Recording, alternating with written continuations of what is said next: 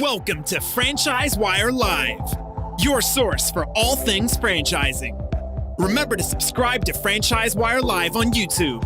You can also follow us on Facebook, Instagram, and Twitter. And for the latest in news, events, and happenings in franchising, bookmark FranchiseWire.com. Now here's the host of FranchiseWire Live, IFPG President, Red Boswell. Welcome to FranchiseWire Live. Red Boswell with IFPG, International Franchise Professionals Group. Excited to be with you again today. FranchiseWire right there. And it's brought to you today by an awesome franchisor, our friends at Urban Air. Tell you what, I'm not a kid anymore, but Urban Air is one heck of a fun place. Take your family. Check out the franchise. Only a mere 2.6 million average investment. Urbanair.com. Check out James Franks, Josh Wall, the whole crew over there. Of course, Michael, their founder, will take great care of you. Now, let's talk to a franchise industry veteran and great friend, Jamshid Hashmi with ClickTecs and FranchiseSoft. Thanks for joining us, Jam. Thanks, Red. I appreciate you seeing me early this morning here. You know it. And in case anybody hasn't already noticed, Jam is a Canadian. Dude owns that country. Where are you located? Maybe not. Where are you at today? Bright, sunny, warm Toronto, actually. It's just a little bit frigid below zero, but it's a nice day. I didn't need a very heavy parka today. I just wore my regular 700 down jacket. So a good day. Now, is it Celsius zero or Fahrenheit zero? Oh, it is Celsius below zero. All right. Hey, by the way, anytime I'm talking to somebody from another country, especially England, I got to bring out the old Patrick Henry, don't tread on me. Now, do you know what that is? No, enlighten me. It is a flag used in the Civil War, U.S. versus Britain, and they were treading on us a little much. They were overtaxing us. We can relate today. You remember the Tea Party movement that's kind of taking different forms? Well, this was sort of one of their mantras, taxed enough already, don't tread on me. Interesting. Good history for you, huh? Well, yeah. Gang, we love talking to industry veterans, folks who live and breathe franchising, folks who understand this cool, wonderful industry. It's giant, but it's very small for those who are in it. And so Jam has been a longtime friend and super well respected. So had to reach out to him, and we're going to talk franchising. We're going to talk about what he's seen, what he's seeing, and what he thinks he will see. We will see. Jam, first of all, you got two rocking companies. You got both in the software realm. You got ClickTecs and FranchiseSoft. I have been guilty of calling it FranSoft many times, but FranchiseSoft, ClickTecs, help us understand who that is. Sure. So ClickTecs is a digital marketing agency, and we provide everything in three main buckets, which is how I've kind of simplified it for myself. I call it site, search, and social. So anything related to the website, from design, coding, hosting, security, both on the franchise development side, and we built a number of those sites, and on the consumer side, building multi-location sites for the franchisees. So that's on the site component. Now, the search component. Yeah. Mm-hmm. So we all know our boys over at Scorpion. They refuse to do one or the other. It's got to be both, because they say it all ties in with them. FranDev is not a big enough piece of the pie to make it matter. Are you cool with doing one or the other? One or the other is fine with us. We're actually we're actually quite open in terms of our communication with other vendors. We oftentimes work with other agencies, some who handle the tech or some who handle the marketing, and whatever they don't handle, we fit right in there. So for us, it's not an issue. And being a FranDev guy at heart, and kind of that's where I met you, Red, right? Being a FranDev guy at heart, I'll tell you, FranDev alone is quite big business if you know how to do it right. Amen. So thank you for letting me interrupt you. And then the search bucket has everything to do with Google and search marketing, whether you're running Google ads or doing organic search engine optimization, getting your websites ranked for your target keywords, or going out there and doing any form of link building back to your website. Again, doing that both on the franchise development site and also on the consumer site to drive those end consumers. And then, of course, the social bucket which is right at the end. All this type of stuff, creation of content, going out there and syndicating that content across social media channels, really building a much larger digital footprint. As you know, especially when somebody's evaluating franchise opportunities, they're not just going to look at one thing, right? Statistics show like half the buyer journey is done before they even engage the development rep. So they're finding a lot of information, and we just want to make sure that we're putting our best foot forward on the digital marketing front. So if they come across any of those lures in the water, that they're able to get a great brand experience and then come back to the site to be able to submit their information. You know, content creation is a big part of that. Do y'all actually do the content creation, or you more oversee it and integrate it into the system? Like I said, both, right? So we're quite versatile when it comes to that. There are some brands that actually have in-house studios, they have in-house copywriters, and so we utilize the content that they provide. Of course, we provide the strategy based on keyword research, key metrics that we analyze that's working in the industry, things that are benchmarked in the industry. So we provide that level of guidance and strategy. The actual content work, creation of videos, writing of blogs, creation of infographics is sometimes done by the team in-house at the franchisor. And then we go out there and tech it out, right? We go out there and make sure we tag it, link it, share it, syndicate it, etc. But we're also a full service agency, right? So it's a complete white glove service. If you say, hey, we don't know what to do, we'll come up with the strategy. We have 3 or 4 copywriters that we've been working with for the last several years that are kind of our go-to copywriters, understand franchising, have been writing for a number of brands. And so then they'll produce that written content, of course, approved by the client for messaging, and then syndicated out across all the channels. And so that seems to work well for those individuals that maybe are emerging brands and they don't have the in-house resources of graphic designers or copywriters. We can go out there and do some of that stuff. Nice. Now that's one of your businesses. Or do we? Right? Yeah, exactly. And so, I always joke, I say, when I had a whole bunch of spare time trying to build my first agency here, or now my second agency, I had some spare time on the weekends. And so, tech guys on the weekend, when they have spare time, they drink a lot of coffee and then they decide, hey, they want to code some stuff. So I decided to build a software company called FranchiseSoft. I mean, I didn't write the code. There's people that are way smarter than me when it comes to that. So we got them on the team, had them design a franchise management and operations software. We called it FranchiseSoft. There's nothing hard about it, right? So it's a franchise sales CRM and a number of operational modules, from onboarding to franchisee management to invoicing to training. It's got a full learning management system, as well as a ticketing system. So franchisors can really go out there and bolt this system into their business and be able to see exactly what's happening in all silos of their organization. And it becomes a single source of truth for many of them so that they can house all of their data in one area. Nice. And so now it's quite extensive. We've got a number of brands now on it, some very, very large brands that are on it as well. And so we're excited to see what that goes as well. So you have, as they hear me say often, a very unique perspective into the world of franchising. You work with a bunch of brands in multiple ways, on the Fran Dev, on the website, on the CRM and ops and training and learning, and even legal is mixed in there. So this is going to be a fun conversation. We've gone through some craziness, some insanity, some things we've never seen in a century in this world. Yeah. And pray God we're getting out of that. So how did you see it impact? Well, man, I mostly talked to Zors. So you tell me, what would be of interest to the Zors listening today that you've seen up until this point? Yeah. I think one of the key things is to understand, over the last 10 months, what has actually happened. And so I'm going to take you back in time a little bit. Things were going pretty good. The economy was going great, still going great, in terms of the market. Franchise development was running at a steady pace. New brands were going out there and finding good quality franchisors.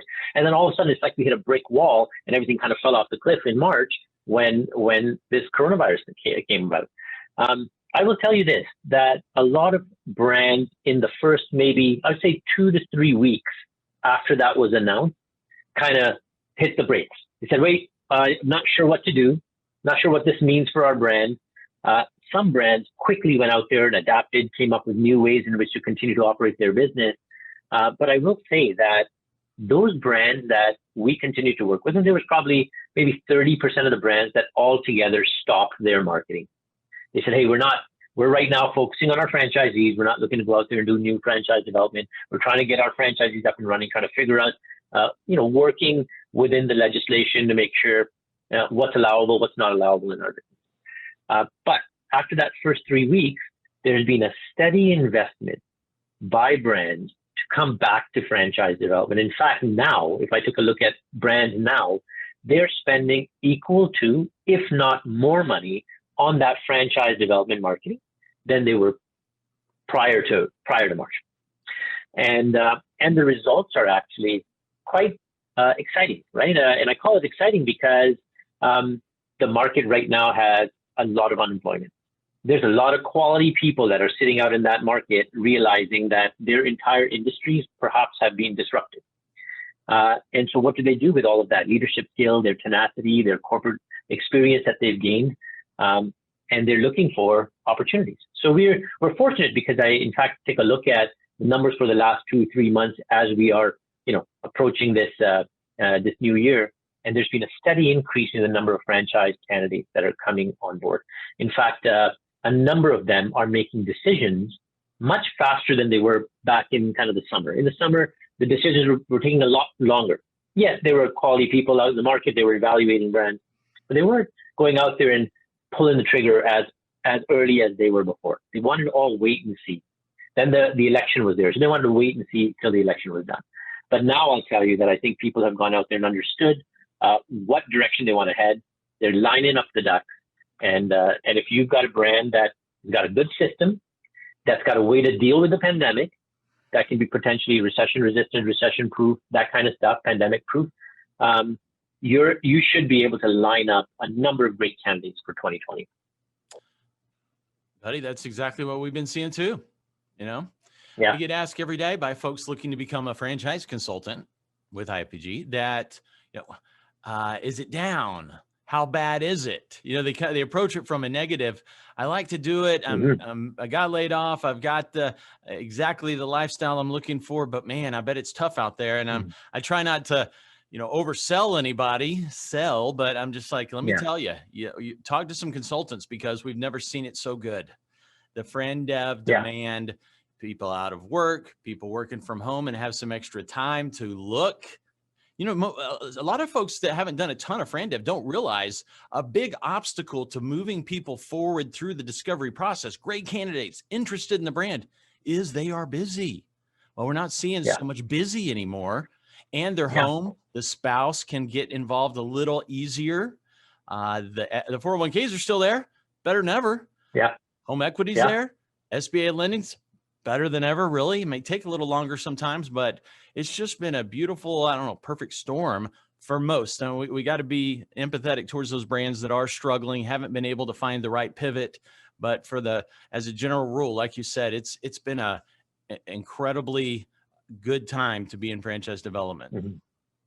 Exactly. And I'll tell you, online inquiry of leads has been increasing, and not only just on the friend dev side.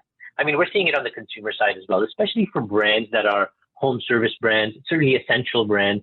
People are sitting at home, they're looking at that driveway, they're looking at that lawn, they're looking at that roof, they're looking at that, and they're saying, hey, we got to do something to fix it. And so leads are, people are inquiring online for a lot of these for the services related to that. And we're seeing great lead flow there. And guess what? The contact rates, which have traditionally been quite low, like if you take a look at some of the studies, the franchise sales index reports that have come out, contact rates with online leads, you're going to find that, contact rates were always very low from a percentage perspective. Yeah. We've read like more than half the leads didn't even get contacted, let alone, engage in the process. And we find that now, just like you said, people are at home.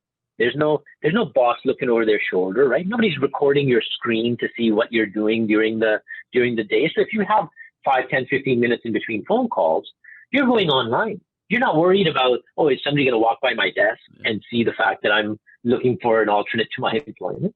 And so you're going to find that contact rates have actually increased because people are able to take some of those phone calls because they're at home working. They don't have to be in an office where there's 20 other people that are watching them to see what they're doing with their day, right? Amen. Yeah. So, guys, you may wonder sometimes, do I prep them with every question? Does Jam already know everything we're going to talk about? The answer is no.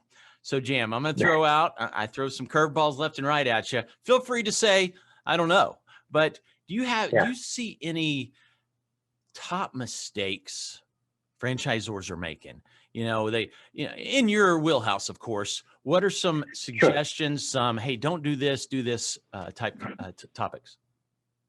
I think one of the biggest, and I wouldn't even say mistake, I would say it's a missed opportunity, is when brands are not layering in a level of technology and automation in the front end of their franchise sales process.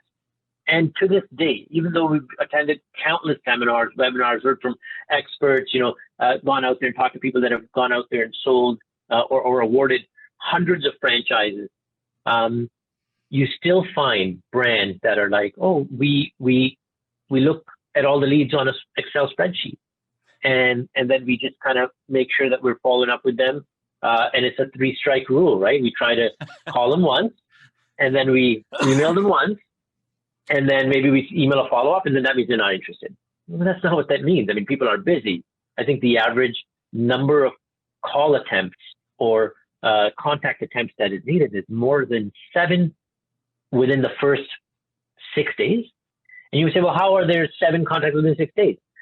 And I would say it's right when the lead hits your system, speed to lead, get them on the phone, call. A lot of brands are using that initial text messaging to get right into the phone to somebody immediately after they inquire. I mean, FranchiseSoft has a full texting system as well, so that you can immediately, and it's automated actually, so you can actually automatically send a text message as soon as the lead hits the system. Nice. In fact, you can automatically send a drip text as well, if necessary, in addition to your drip emails. And so when you organize your sales process to have multiple touch points in the first 6 days, your contact rate increases.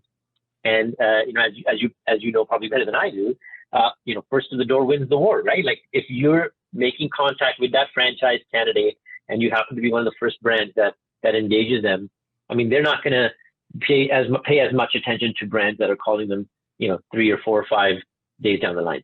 And so one of the biggest opportunities that is missed is layering in that technology automation to be able to really work those candidates in the front end of the process. We all know it takes a lot of leads in order to go out there and get a deal. Certainly not with IFPG or other franchise consulting organizations, where you guys are doing a lot of that heavy lifting on the front end on your side. You guys are going out and you guys use some of these systems, IFPG I know uses a system, has some automation there, a CRM there. So you guys are doing a lot of that heavy lifting to qualify individuals for TIM. And this is a pretty unique concept. I think it's actually quite valuable. I used it back in the day when I awarded about 500 franchises in like 30 countries. We were working with a lot of leads at that time, and we had to quickly assess who we wanted to spend time with. And so we used this formula called TIM, time, interest, money. And so I'll kind of walk you through how we score leads using that TIM system if you think it's relevant. But Please do. Time, interest, money is a great way to qualify leads in the beginning, and it really helps you focus your attention on those leads that should be deserving your time. And so in that initial call, when a lead comes in, the way we typically score leads, and in fact, when I'm on calls with franchisors and their development reps, we oftentimes bring up a list of all the leads that we have generated for them through LinkedIn paid ads or Facebook paid ads or Google AdWords or organic SEO. We've brought in a number of leads, and then we say, hey, let's walk through each lead, and I want you to score that for me. Did you make contact? Yes or no? And for us, a contact is, did they answer the phone? Did they text you back to say, yeah, I'm interested or I'm not interested? Either way, that's a contact for us. Did they leave you a message to say, hey, call me at such and such day? So if you've got a contact, for us, that's the first step in the process. And then you need to qualify for time, interest, money. And so time being, if you're speaking to someone within the first couple of minutes through conversation, you're able to assess, do they want to make a decision from a timeline perspective if the right franchise opportunity came along that matched their skill set, that allowed them to get the income, the lifestyle, the wealth, the equity, debt reduction, whatever it is that they're going for, are they able to make a decision and open the doors if or make a decision to essentially sign? Is it less than 3 months, or 3 to 6 months, 6 months to a year, or more than a year? So if the person says, oh, no, yes, I can do it, but my existing contract expires, September of 2021, that means their score is like a C. Yeah. They're not an A or a B, they're like a C. It's more than 7 or 8 months. Similarly, if they're, hey, 3 months to make a decision if the right opportunity came along, we score them A on the time level. Yeah. Similarly, on the interest side, are you interested in franchise opportunity in our space? So if I'm in the home services sector, are you interested in home service businesses? Or are you totally not interested in home service businesses, but you want like a retail outlet? So based on that, you say, hey, are you interested in a business within our industry? That's an A. Are you interested in a franchise business that's perhaps not in our industry directly, but you're looking for a business? B. If you're not looking for a business, you're looking for a job, C, right? So you qualify them A, B, and C on the interest side. And so you score time, interest, and of course, money. Do they have cash on hand or a 401k rollover like you were talking about earlier? Do they want to do an IRA? Do they want to do an SBA? It's an A if they have cash on hand. If they're going to have some of the money, they need to borrow the rest of the money, maybe a B. If they've got no money and they've got a prayer and a wish and a business plan on a napkin, maybe it's a C. The goal being, how can we spend time with AAA leads? A on time, A on interest, A on money. Those leads are the ones that you want to make sure there's a level of automation built to help you increase the contact rate so you can get to qualify for TIM faster. That's a lot of our conversations that are happening right now. 80% of the watchers today just got all their money's worth right there. Good job, Jam. Thank you for that great advice. It really is simple. That's a simple scoring method. Time, interest, and money are the three things you really want to get clarity on as quick as possible, and reassess that, each one of those on each call. Absolutely. If your marketing agency, digital marketing agency, is not doing this depth of review of leads with you, at least, we're on the phone with some of our bigger brands at least once a week, sometimes once every 2 weeks. That's on average for the brands that actually have budget, and because we want to actually be involved at that lead level. If your agency is not doing that, and if they're just like, hey, we're generating the leads, but you're not contacting them, that's because your sales reps suck. Well, I think they don't care about the leads as much as they should. The reason is, I do it for a little bit of a selfish reason too, right? Don't get me wrong. I want to know the scoring of the leads, because then in turn, I can go out there and tweak messaging in my ads, change targeting for my demographic target, change information on the landing page so that we can get people that are submitting leads to move up one grade from C to a B. If I had to change images, put in the franchise fee or the investment, somebody doesn't fill out the form because of that, great. Because the one that does maybe went from a C lead to a B lead on the money side. Totally. And so we want to be able to go out there and learn what your leads are saying, what the leads are saying to you, so we can actually tighten the screws on our marketing campaign. Killer advice, Jam. Okay, switching topics. You mentioned earlier something that I think about every day. How much information does the candidate want and need to contact you, prior to contact you? We've seen some significant shifts in mindset, as I believe, over the last decade, kind of the Amazon Twitter mindset of, I want as much info as soon as possible. I don't care about talking to the individual until I'm 90% sold, 70% sold, kind of approach. Very different than when you and I started, when we controlled the process. We controlled the flow of information. If we don't give them to them today, they're going to find it elsewhere and probably ain't going to be as pretty. What are your thoughts? Yeah.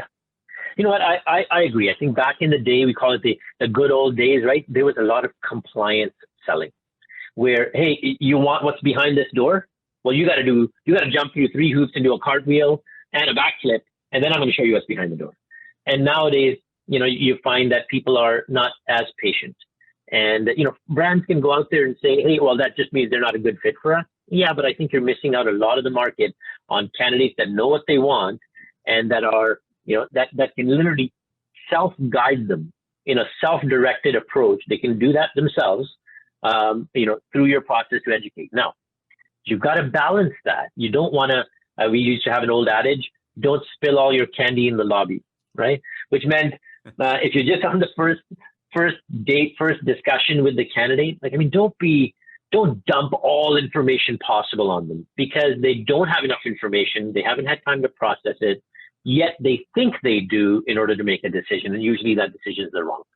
So there's a little bit of a balance there that's required. I will say that anyone that can do a process that allows candidates to do a self-directed, on-device, on-demand, and online approach to learning about their brand will find that candidates will be a little bit stronger when they do engage the development rep. Now, that doesn't mean that you give it all away online and tell people the details of your operation, how you're running the business, the detail of what your strategy is from a marketing perspective. Certain things have to be kept behind the kimono, but you do need to give enough information so the person feels like they have done independent research before engaging the process. And so that's why I always like, one of the things that we've done with FranchiseSoft is we've taken a learning management system. So you probably know what a learning management system is. You can take an online course, how to go out there and do woodworking, and you kind of go through the different stages of, that course, and you may even take a couple of tests for comprehension, and they give you a certification at the end. That's basically an online learning management system or an online course. So we thought, if people like to study online, on device, and on demand, why don't we take a learning management system and build a course about your franchise opportunity? Yep. And when we build a course about your franchise, opportunity, we, a lead comes in, inquires about your brand. We assign that course to them, let them feel like they are self-studying on device, on demand, and going through the information on their pace. All the while, they are looking through curated content that we have sectioned and controlled in a manner so that they can learn about the brand in a good, easy way. And of course, we're being technology people that we are, we track, measure everything. We know how long they spent on reviewing the operational section. We know which videos did they skip during the training section. We know if they spent an hour and a half trying to fill out the financial questionnaire through, does that mean they need to talk about financing options? So it's really, I think it's a smarter approach to balance giving too much information, but give enough that they can engage. But the key is have them do it in a self-directed online learning approach where they feel they're controlling the process, but in reality, you're controlling the process. Tell you what, another key that I just heard is that you, the ZOR, have so much information behind the scenes. Like you said, how long did it take them to do it? Did they skip this? Did they stop 10 minutes into that? Very good information to know. And it gives the Fran Dev rep questions to ask that the candidate's not going to know where those questions came from, but typically, fascinating. Hey, you said something else. Were you at IFPG's virtual conference back in October? The last one that I attended was a physical conference, and then I've been on some webinars, but I'm not sure if we were at the virtual one. So it made me almost laugh out loud here on this call. So when I was speaking at that on one of the mini panel sessions that I facilitated, we were talking Fran Dev, we were talking FDD and process, and I mentioned opening the kimono. The entire office staff laughed so loud I could hear them from in New Jersey from Dallas. They couldn't believe I said something, and here I hear you saying hide it behind the kimono. So the kimono, mano y mano, baby, right there. I agree. We're seeing it.